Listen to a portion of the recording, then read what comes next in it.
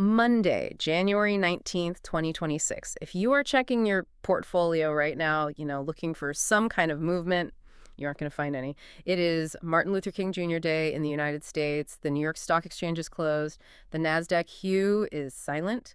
It feels like a moment to just take a breath, a quiet Monday. But that silence is a lie. That's the very first thing we have to get straight today. A lie. A total lie. While the American public enjoys a holiday, the operating system of the world is being rewritten in real time. And the location isn't Washington, it's Davos, Switzerland. The official story might be a holiday, but the math is just screaming that we're in the middle of a structural rupture. And that is the theme we are tracking in this deep dive. We're calling it Neural Pulse. We have a stack of intelligence reports here from the World Economic Forum, from financial distress signals in retail, even from the streets of Tehran. It really represents a collision, geopolitical, economic, personal. It's a lot to process. I mean, usually when we talk about these things, we use soft language. We say volatility or headwinds. But today, looking at these sources, we need to be precise. We aren't looking at a poly-crisis, which is the buzzword the elites love to use. Right. That word is too passive. We are looking at the deliberate dismantling of the safety net. Okay, let's start with the evidence then. Usually when we discuss global events, we look at them in isolation, a protest here, a bankruptcy there. But today, they feel like they're synchronizing. The 56th World Economic Forum has just kicked off in Davos, and the official theme on the banner is a spirit of dialogue. Which is cynical nonsense. You don't think they're there to talk? They are there to fight. There's absolutely no dialogue happening in those Alps. It is a diplomatic battlefield. The world you think you live in, one of, cooperation, stability, international law, it's already gone. What we are seeing today is the unveiling of the new rules. Let's look at the combatants then. Because the U.S. delegation to Davos this year is, it's being described as historically large. We are 1 year into President Trump's second term, and he isn't just sending observers. No, he is sending a siege engine. Look at the roster. It tells you everything you need to know about the U.S. strategy. Okay, let's run down the list provided in the briefing. We've got Marco Rubio, Secretary of State. We have Scott Bessent at Treasury, Howard Lutnick at Commerce, and Chris Wright at Energy. To the layman, that just sounds like the cabinet is taking a trip. Why do you call it a siege engine? Because of the mandate. Marco Rubio isn't there to shake hands and drink, hot cocoa. He is there to form an anti-China siege network. His mandate is aggressive. He's looking at Latin America, the Indo-Pacific, and drawing a hard line. He is telling these nations, you are either with the American commercial sphere or you are outside of it. And then we have Scott Bessent, the Treasury Secretary. The notes here say he is weaponizing the strong dollar. What does that actually mean in practice? It means the U.S. is using its currency as a bludgeon. Bessent is using tariffs not just as a trade tool, to protect domestic industry. He's using it as a diplomatic weapon. The message to Europe and Asia is crystal clear. Fix your trade imbalances. Stop selling us so much more than you buy from us, or we will crush your export economies. This is transactional diplomacy. So the era of multilateralism, where we all just sit around a table and agree to do things for the greater good, that's dead. It's stone cold dead. There is no West anymore, not in the traditional sense. There is the U.S., and there is everyone else trying to figure out how to survive the U.S. And Howard Lutnick at Commerce. He's the gatekeeper. His job is to block tech flow to China. We're talking about choking off AI, quantum computing, anything that gives Beijing an edge. And Chris Wright at Energy. He's there to push, drill, baby, drill, directly in the face of Europe's Green Deal. So if I'm a European leader sitting in Davos right now watching this delegation walk in, I'm not seeing an ally. You're not seeing an ally. You're seeing a hostile takeover. Or landlord. The landlord coming to collect a rent. And the rent is overdue. The U.S. is holding the global economy hostage with tariffs to force these bilateral deals. This aggressive stance, it leads us directly to the next fracture point in our sources, NATO. The Atlantic Alliance really seems to be tearing apart at the seams, and we have two major flashpoints here, Ukraine and, surprisingly, Greenland. Let's start with Ukraine. The sources indicate the U.S. is pushing hard for a peace commission. Which sounds good on paper. I mean, who doesn't want peace? Well, Poland doesn't want this peace. Yeah. The Polish Prime Minister, Donald Tusk, he views it as a business deal, a way to freeze the conflict on Russia's terms. He sees it as a liquidation sale of Ukrainian sovereignty. And here's where it gets really, really interesting. The UK and France aren't buying it either. They're actually forming a separate multinational force to deploy troops after a peace deal. Wait, hold on. Let me make sure I understand this. The U.S. is pulling back, pushing for a deal to freeze the lines, and the UK and France are stepping in to put boots on the ground without the US. That is the definition of a fracture. The safety net of NATO, the idea that we all move together, is gone. Europe is panicking. They realize they can't rely on Washington's security umbrella anymore. They are on their own. And then there's Greenland. Honestly, when I saw this in the notes, it felt like a rerun from the first term. But the sources say the U.S. is again attempting to buy or control Greenland, and they're threatening Denmark with tariffs if they don't play ball. And the media loves to frame this as madness, right? Or political rudeness. Oh, you can't buy an island? Exactly.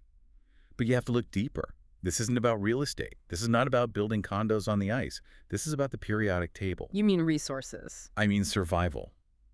The U.S. knows something that the general public just ignores. Greenland is a treasure chest of rare earth elements, and right now, the West is starving for them. Okay, let's dig into that, because this is section 2 of our deep dive, the resource war. Why is the U.S. desperate enough to threaten a NATO ally over an icy island? Because of what China's been doing since late 2025.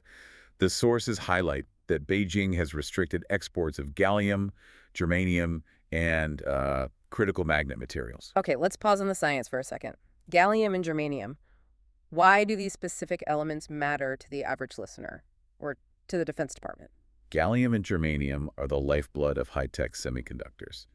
Radar systems, solar panels, but the magnets are the real killer. You need these specific rare earth magnets for EV motors. You need them for wind turbines. Yeah. And most importantly, you need them for F-35 fighter jets. So if China cuts the supply, we can't just buy them from somewhere else? Or dig a mine in Nevada? You can't just flip a switch. It takes 10 years to bring a mine online. The Western defense industry faces immediate death. That is the actual phrase used in the analysis. Immediate death. Yes. You cannot build a modern fighter jet without these materials.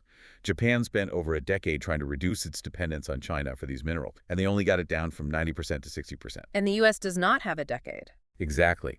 So that puts the Greenland move in a totally different light. It's a desperate grab for the raw materials needed to fight the next war. Yeah. We lived in a just-in-time world where we assumed we could buy whatever we needed whenever we needed it. That world is over. We are now in the just-in-case world, and the West is woefully unprepared. The shelves are bare. That is a sobering thought. We have the geopolitical order crumbling and the resource supply chain choking. But I want to pivot now. I want to turn this from the them, the politicians and generals, to the you, the listener, because our sources show a massive flashing red light in the economy that hits a lot closer to home. Right. It's easy to dissociate when we talk about Greenland or Davos. You think, that's them. Yeah. But the fire is under your door. We need to talk about Saks Global. Saks Global filed for Chapter 11 bankruptcy on January 15th, 2026. This is a retail giant. They own Saks Fifth Avenue, Neiman Marcus, Bergdorf Goodman. The trifecta of luxury. And they are insolvent. The numbers are staggering. They took on $2.2 billion in debt to acquire Neiman Marcus. They had a $100 million interest payment due on December 30, and they missed it. This is the economic canary. And it's not just about rich people buying expensive handbags. This is the failure of the LBO, the leveraged buyout model.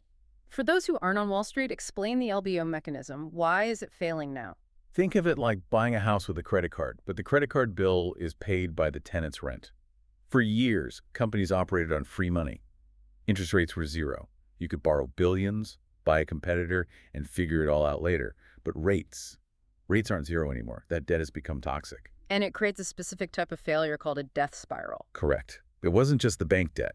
The suppliers, the brands that make the clothes, they stopped shipping goods because Saks was delaying payments by 40 days or more. So the shelves go empty. Exactly. If you don't pay your vendors, they stop sending the trucks.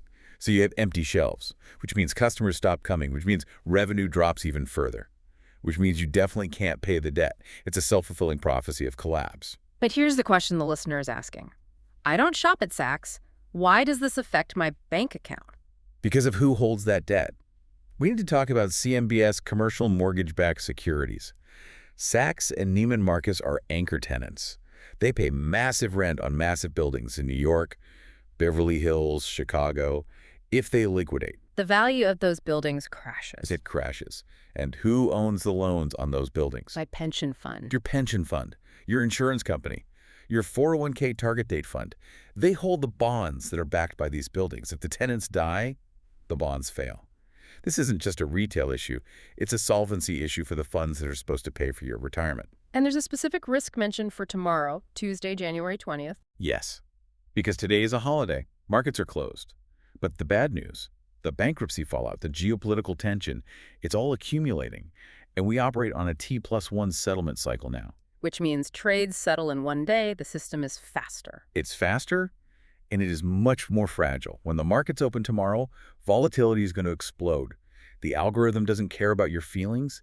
It cares about the liquidity that just evaporated over the long weekend. So we have a credit crunch brewing on top of all the geopolitical chaos. And if that wasn't enough, we have one more layer to this structural rupture, the assassin's blade, as our notes call it. We need to talk about Iran and the total system failure happening there. This is the final piece of the puzzle, the collapse of central authority in a critical region. The data points are stark. The Iranian police have issued a 3-day ultimatum for protesters to surrender. Think about what that implies. If you're strong, you arrest people. You clear the streets.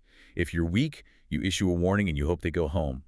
The regime is admitting it cannot enforce order immediately. And the reason for this weakness seems to be at the very top. Supreme Leader Khamenei is 86. The reports say he is dying or incapacitated. There is a succession battle raging between his son, Mujtaba Khamenei, and the Revolutionary Guard. It's a power vacuum. And when the central authority rots, chaos fills the void. And why does this matter to you sitting in traffic or at your desk? Because if Iran collapses into civil war, or if the regime decides to lash out to distract the public, say, by blocking the Strait of Hormuz, energy prices triple overnight. Triple. Easily. And remember that just-in-time supply chain. It can't handle a shock like that. Imagine gas at $12 a gallon. Imagine plastics becoming unavailable. There is one more layer to this instability mentioned in the World Economic Forum report, cyber. The digital shield, or what's left of it. The report shows that less than 50% of CEOs trust their own nation's infrastructure to withstand a cyber attack. That is a terrifying statistic. These are the people running the grid, the banks, the logistics networks, and they don't trust the security. They know the truth. They know AI is now powering the attackers. It's an arms race, and the defense is losing. So let's connect the dots here. We have covered a massive amount of ground. Let's just line up the fractures in this structural rupture. Okay, let's stack them up. 1, the global police NATO is fracturing. The U.S. is checking out and going transactional. 2, the supply chain, the actual materials we need to build things, is choked by China. 3, the financial system is cracking. Sachs is the first domino of a debt crisis that hits real estate and pensions. And 4, the digital shield is paper thin. It feels like we are standing on very, very thin ice. No, the ice is already broken. We're just waiting to feel the cold water. And this brings us to the most important question, the one question the listener has to answer right now. What does this mean for me? It means the era of outsourcing your survival is over. For the last 30 years, you could assume that if things got bad, the government would fix it. The Fed would print money, NATO would send troops, the supply chain would adjust. But now, the government is too busy fighting for Greenland or bailing out its own debt. When the grid fails, or the pension fund dissolves, or the shipping lanes close, no one is coming to save you. that is a heavy realization. It goes against everything we are taught about living in a modern society. It is the only realization that matters. Stop asking, what will Trump do? Or what will the Fed do? They are playing their own game. You need to ask, what will I do when the ATM stops working? What will I do when the store shelves aren't restocked in 3 days? You are asking them to take agency, to stop being spectator. I'm asking them to choose. Are you a victim waiting to happen, or are you a warlord of your own life? The systems you relied on are defaulting. You need to become your own central bank, your own supply chain, your own security. It's a complete paradigm shift, from reliance to resilience. Exactly. The silence of this holiday, this Martin Luther King Day, it is not peace. It is the holding of breath before the plunge. The smart move is to use this silence. Prepare. Interpret the silence accordingly. That is the takeaway. We have covered a vacuum of power in geopolitics, a credit crunch in economics, and a kinetic threat in the Middle East.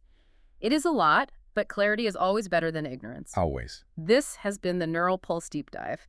Clarity in a complex world. Decide your move. Thanks for listening.